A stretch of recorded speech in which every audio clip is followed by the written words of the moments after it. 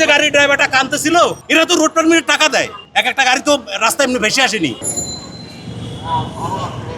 শুধু এসে নামাই দিবে, তাও তো ঘোরার জায়গা দিতে হবে, কিছু নাই।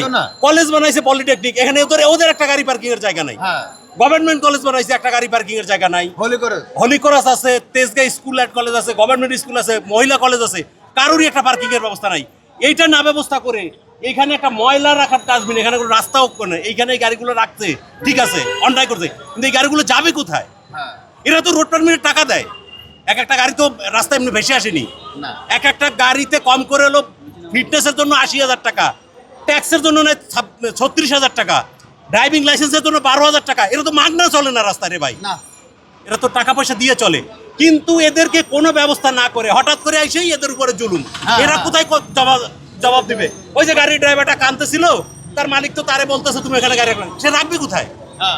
রাখবে কোথায়? ৬টা কলেজ এবং স্কুল এখানে, এই একটা